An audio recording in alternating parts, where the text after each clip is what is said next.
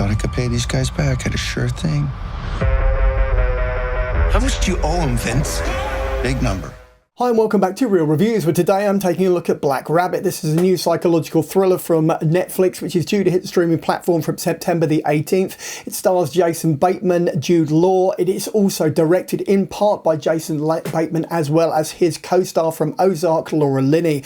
It is written by Zach Baylin. He was best known for being behind King Richard, that's the Oscar winner for Will Smith, as well as The Order, also starring Jude Law and Nicholas Hoult, as well as Creed 3, the threequel, which starred Michael B. Jordan, as well as having Jordan behind the camera. So let's dive into this psychological Netflix thriller and find out what all the fuss is about. Ain't such a big number for you, big deals. Here's the Black Rabbit. Everything's falling apart. My family. So on the surface, Black Rabbit is essentially about a restaurant of that name. It is run by Jake Friedkin, played by Jude Law. His brother, Vince, who is played by Jason Bateman, is out of the picture in the first episode.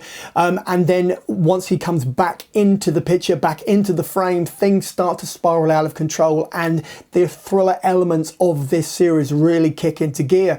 Also, you've got Troy Kushner there as who plays Mancuso.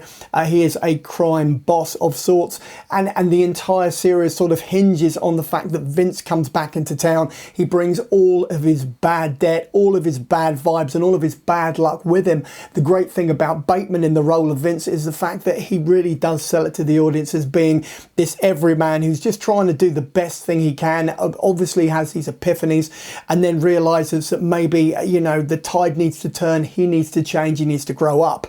On the flip side of that, you've got Jude Law playing his brother Jake, who seems on the surface to have everything together. He's got the clothes, he's got the car, he has the connections, and he is very much the face of Black Rabbit. But beneath the surface, he is also spiraling out of control, and slowly but surely the series reveals how ultimately these brothers are incredibly similar, however different they may consider themselves to be. But beyond that, what else is going on beneath the surface? Let's dig a bit deeper. So the best thing about Black Rabbit, or at least one of the many great things, is the fact that it has so many layers, so many characters are introduced, and so many interconnections are revealed over the course of this series, which is really seriously engrossing stuff. You do feel like you've been dropped into the center of a situation. It doesn't feel fabricated, it doesn't feel fictionalized, even though in the back of your head you know it is. This has got a great deal to do with the ensemble cast, who include Cleopatra, Coleman, Abbey Lee, as well as Jason Bateman, as well as Jude Law. And you've also got serious quality actors from other great series, including Gangs of London, who are thrown in there as well. And ultimately what you get is this melting pot of different characterizations, and which really bring this vibrant sort of moment in time to life. And not only that, but it closes out with absolute panache and flair and style, and it deserves all the attention it can get. So on that note, I'm going to dive into my rating. Let's do that. Your brother has a real problem. You understand what this all means, right? It means it's on me.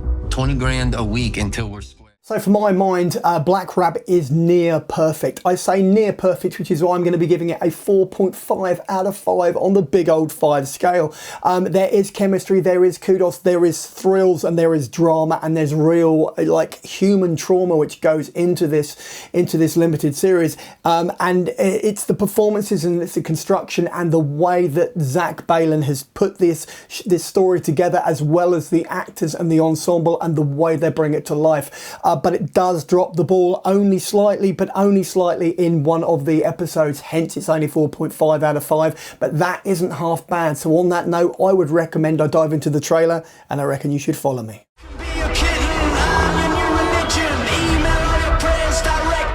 So you've come to the end of another video review, this time for Black Rabbit, which is due to hit Netflix on the 18th of September and stars Jude Law and Jason Bateman.